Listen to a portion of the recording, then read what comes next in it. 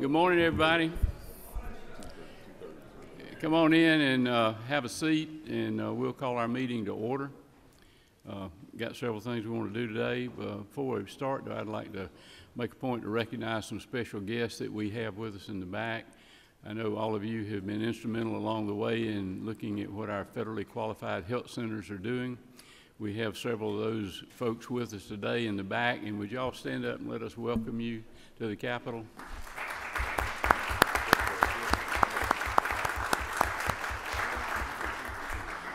Thank you all for being here, and thank you for what you do. We say bless. Bruce, you open us up with a prayer, please. Can you hear me, Ramon? Let's pray. Gracious God, thank you for the gift of this day, Lord. We just ask for your wisdom to be imparted upon us, Father. May everything we do and say be pleasing in your sight. Protect us through the day, keep our families safe, and bless those, everyone that's working and serving at this Capitol. In Jesus' name, amen. Thank you very much. Okay, we're going to go ahead and get started and hear from our friends over here. We got a busy day going on, so Senator Kilpatrick, come on up and tell us what you got on your mind there. Thank you, Mr. Chair. This bill is on the yellow sheet on page 6. It's Senate Bill 341. And it just passed out of committee yesterday, but I'm anxious to present it to you, so I appreciate your attention. This bill will probably look familiar to some of you because it's to streamline our government, and it removes a whole bunch of inactive boards and commissions that are no longer functional from our code.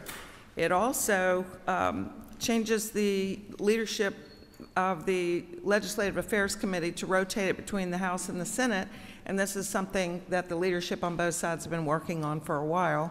And it also does away with pre-files, which should relieve the administrative burden on our House and Senate staff. Happy to answer any questions. Okay. Don't see any questions. Thank you very much. Senator Albers, come on up. What did we? I'm sorry. There is a question. Excuse me. Chair Lady Smith. Is it not true that I'm asking you humorously, can we limit the number of bills that one individual legislator introduces? I'm sorry, the number of inactive boards and commissions? No, I'm just, when you said you were limiting certain things, I wanted to add the number of bills that any legislator can introduce to maybe 40 instead of 60. I'm hoping that this is the last time you'll see me in the Rules Committee this session, but thank you very much. Thank you, ma'am. Senator Albers. Thank you, Mr. Chairman. On your blue sheets, page 2, fifth from the bottom is Senate Bill 472. This is combating organized retail crime. This is closing a loophole in the INFORM Act, which this General Assembly has led on to protect our retailers for organized criminal street gangs and other large organized groups that are stealing and putting things online. Okay. Thanks, sir. Don't Thank see you. Any questions? Come on up. Thank you, Mr. Chairman. First time in front of you here is in the rules capacity, and congratulate you on, I know you do a great job in that, and glad to see you here. To the comment about limiting the number of bills, I only did 3 this year, and this is one of them. It's Senate Bill 366, the very last bill on the calendar. But I do want to add that I have passed out 13 bills in finance of House bills over there. I only sent 3 over here. 2 of them have yet to have a hearing, and so I would appreciate some help in that manner. We hope to continue to hear House bills in finance. This particular bill got modified significantly in the House, but I think there's still a lot of good in it.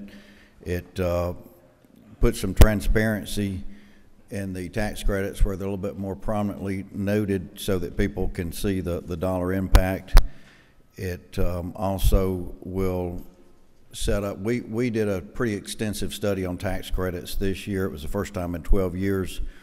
This simply says that, you know, at least a day out of each year we will get together and review the ones that we've studied in the last year, and it sets some rules up on continuing the process of having a certain number studied, particularly those that are high dollar amounts.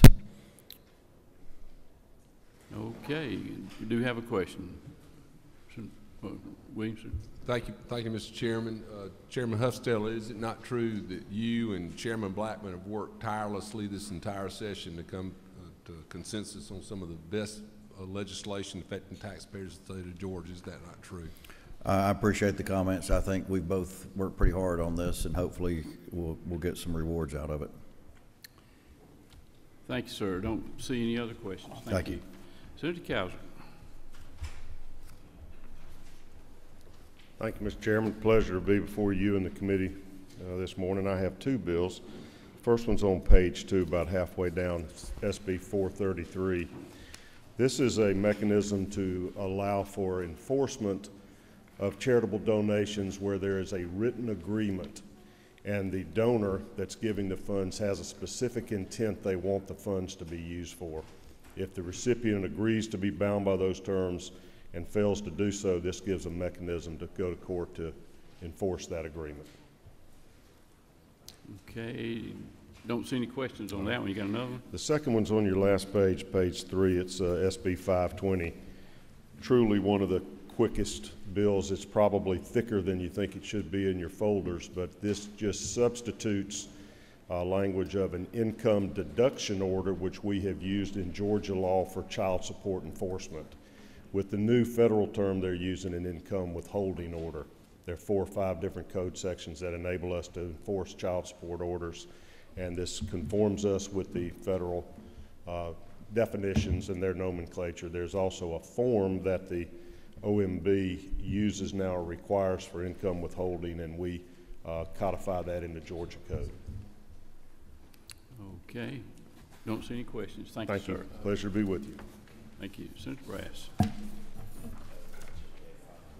Hey, Mr. Chairman, good morning. I've got on your first page, 5 up from the bottom, SB 230, and that is just simply a foster parents' Bill of Rights, just ensuring that our foster parents recognize them as a vital part of the team and allowing them to work a little bit more closely with the department. Any questions? You don't see any questions on Okay. 230. You got another one? And then on page 2, 10 down from the top, SB 440, and this is comes out of our study committee we did over the interim around dual enrollment, and it's really just simplifying the program. Okay. Don't see any questions. Thank you, All sir. right, great. Thank y'all. Thank you. Senator, come on up. Thank you, Mr. Chairman.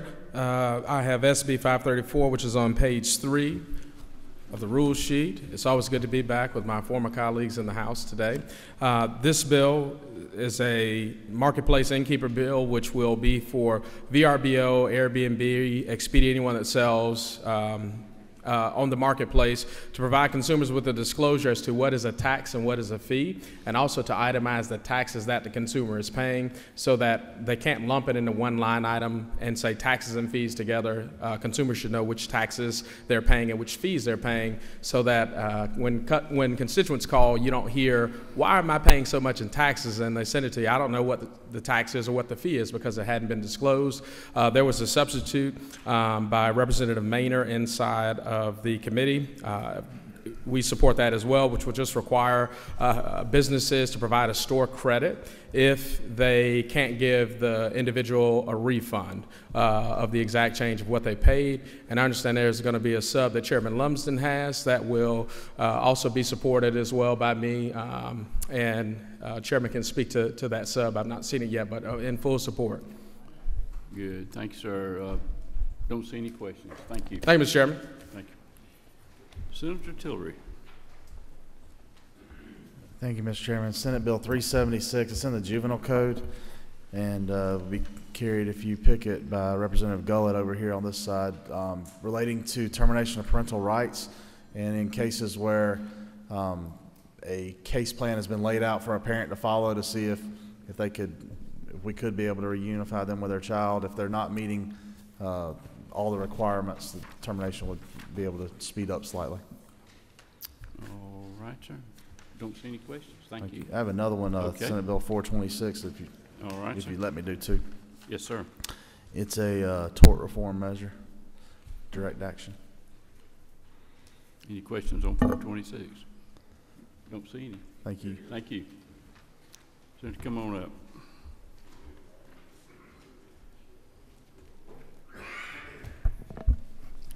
Good morning, Mr. Chairman. How you doing? I've got 3 on the sheet on the second page. The third one down, SB 395. It's Wesley's Law. It has to do with making fentanyl or opioid anti-agents more readily available in schools, dealing with naloxone and Narcan. Currently only nurses can carry it or administer it in schools. This would open up where teachers could carry it as well.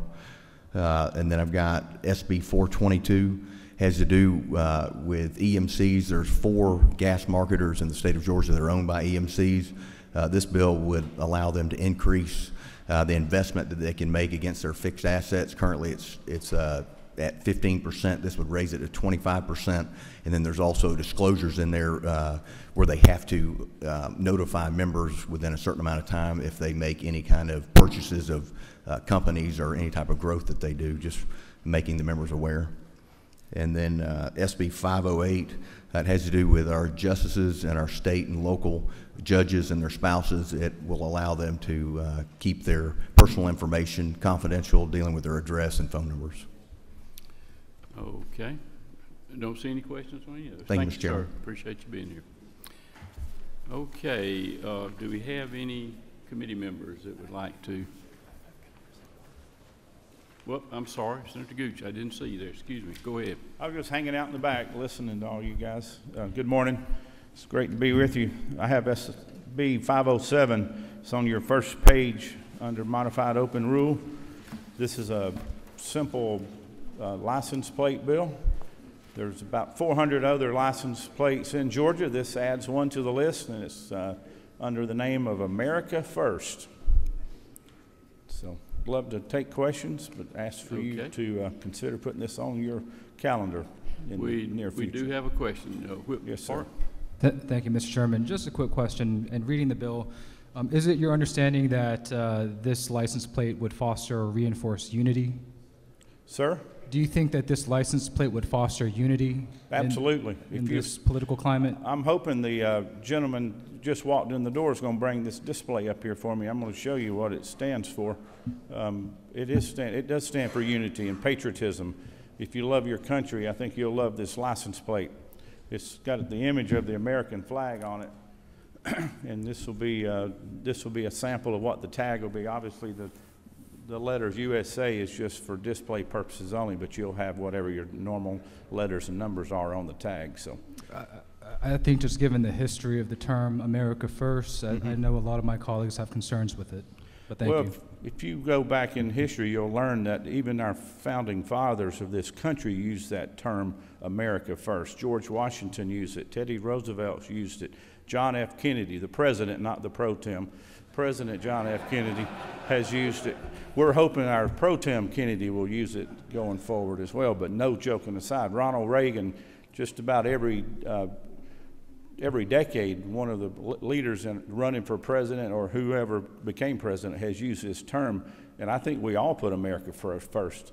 Every one of us put our hands on the Bible and take an oath of office when we ran for office here, and some of you, men and women, have served in our military. You took an oath of office when you were sworn in to those jobs and those duties to protect our country, and our nation comes first. And I think this says it all, America First. Thank you for the question. Don't see any other questions, Senator. Thank you. Thank you, sir. Appreciate it. Good to be with y'all. Senator Robertson, you got a request for us this morning? Come on up. Thank you, Mr. Chairman. I'm happy to say mine has nothing to do with the license plate. Mine is basically granting rights to certain adult adoptees in Georgia. It's SB 64, which is number 1 on the modified structured rule blue sheet. What this would do is it would allow an adoptee, when they turn 18 years of age, to go to the local vital records and get a copy of their original birth certificate, which all of us can do now. Today, if they wanted to go and get one, they would have to hire an attorney and go get a court order, and they would have to take it, get a Superior Court judge to give them the right to do that, and all we're doing is taking that out. We talked to an attorney the other day that does this, and she said that her average starting cost to do this for somebody is somewhere between $2,500 and $5,000. Okay. Thank you, sir. I don't see any questions. Thank you, Mr. Chairman. Thank you. Okay, I think that takes care of everybody on the wall. We have any members of the committee that would like to make a request? Senator Hawkins, Representative Hawkins, excuse me. I'd like to put my name next to SB 455, Strickland. Okay, I'm gonna save us some time. I'm gonna put all y'all's names by all the bills, so we won't have to do that. So let the record reflect that. Okay, we have another one, Dean Green. Thank you, Mr. Chairman. All 9 of my probate judges have asked for Senate Bill 212. 212. Okay. Thank you, sir, for all 9 of those probate judges. Thank you. You got one too? All right. Vice Chair Ballinger. Thank you. I would like to put my name beside and support Senate Bill 454. It's guidelines for child support calculations. This is basically the child support, the Georgia Commission on Child Support comes up with a bill every year to update the code, and this is their bill. Okay. Any questions on that? Have a question? Somebody, Representative Martin, Chair Martin, you have a question? Okay. All right. Good.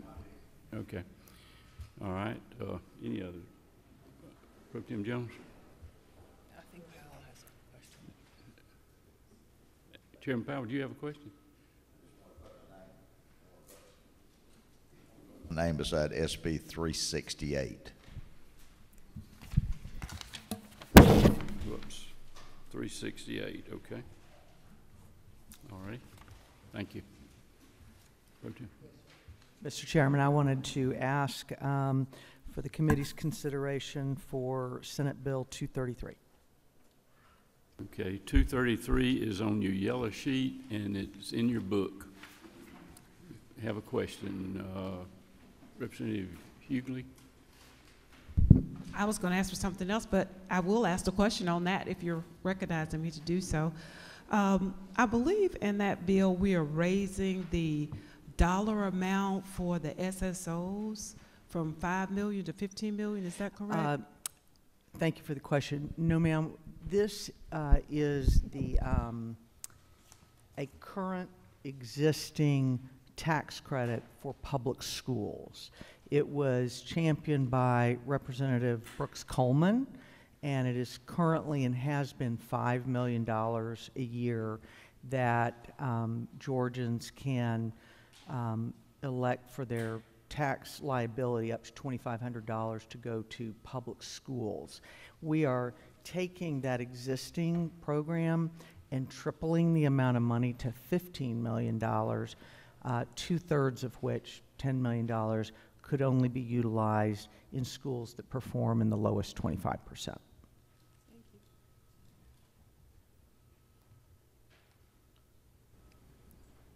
Okay, we have another question. Whip Park has a question. Thank you, Mr. Chairman. SB 233, Speaker Pro Tem, that is the voucher bill, is that correct? That is correct.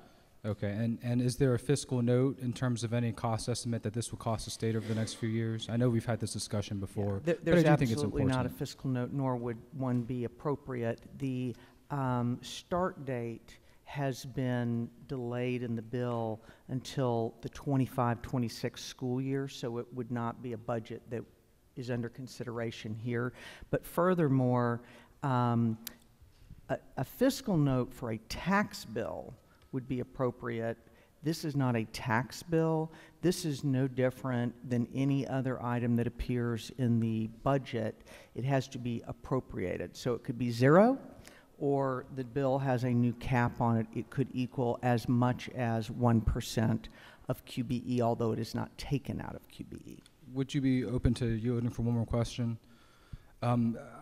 My understanding is that similar legislation or similar laws such as this in Arizona and in Florida have essentially exploded the state's budget in which safeguards and guardrails have been subsequently removed after it was initially passed, in which I think this sort of program costs up to $900 million a year. Do you have any concerns, again, in terms of the fiscal impact this will have on the state of Georgia? Well, I don't know about Florida. I know that Arizona did not have a cap. This has a cap. And so the appropriation in another year could be as little as 0, and it could be as much as $140 million. There's no defined entitlement that requires the state to fund this unless we choose to do that through the budget process. Thank you. Don't see any other questions. Thank you.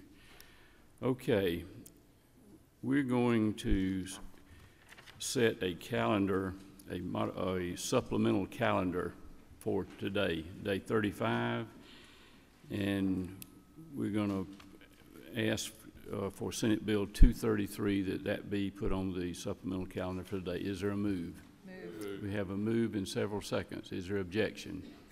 There is objections. All those in favor of putting it on, raise your hand. All those opposed, raise your hand. It passes. It's on. We recognize Vice Chair for a motion. Thank you, Mr. Chairman. I move that all matters on the supplemental calendar debate be limited to 1 hour, time to be divided at the discretion of the chair. Okay, you've heard the motion. Is there a second? Second. Have a second. Any opposition? There is opposition. All those in favor of the motion, raise your hand. All those opposed? It's limited. Okay. Now, let's move on and look for Monday, the 18th of March. That'll be day 36. Let's set a calendar for that. Under modified structure, Senate Bill 169. Move. Have a move and a second. Is there objection? It's on. Senate Bill 376. Move. Move and seconded. Is there objection? It's on. Senate Bill 398. Move. Have move and seconds. Any objection? It's on. Senate Bill 401. Move. Seconds. It's seconded. Any objection? It's on. Senate Bill 422. Move. Moves and seconded. Any objection? It's on. Senate Bill 426. Move. Moved and seconded. Any objection? It's on. Senate Bill 440. Move. Moved in several seconds. Any objection? It's on. Senate Bill 454. Move. Moved and seconded. Any objections? It's on. Senate Bill 456. Move. Moved and seconded. Is there objection? It's on. Senate Bill 480. Move. Moved and seconded. Any objection? It's on. Senate Bill 508. Move. Moved and seconded. Any objection? It's on. Under structured, Senate Bill 366. Move. Moved and seconded. Any objections? It's on. Let me read those back. Let's make sure we've got this straight.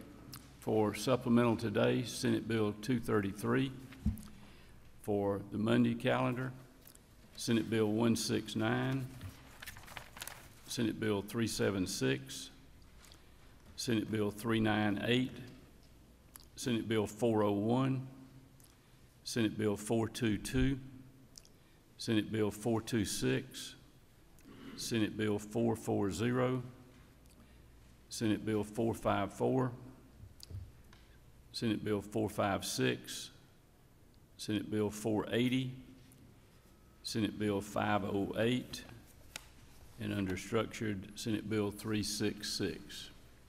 Okay, recognize Vice, you have a question? Thank you, Mr. Chairman. I had a parliamentary inquiry regarding Senate Bill 233 and the application of Rule 33.3. I wanted to ensure that the minority had an opportunity, the minority report per House Rule 56 would also apply to Senate Bill 233. Okay. So will there be an opportunity for the minority report? I know the deadline to file that was today by 5 o'clock per House rules.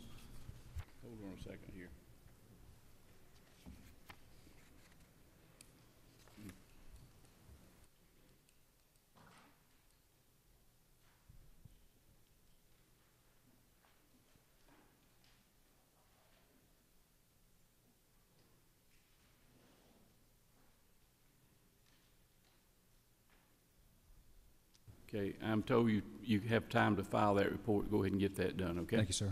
Okay. All right, we've got that listing, and I'm going to recognize the vice chair for a motion. Thank you, Mr. Chairman. Pursuant to Rule 33.3, I move that debate be limited to Monday's calendar to 1 hour, time to be divided at the discretion of the chair. Okay, you've heard the motion. Is there a second? Is there any opposition? There is objection. All those in favor of limiting debate, raise your hand. All those opposed? It passes. Okay. Thank you very much. We're adjourned.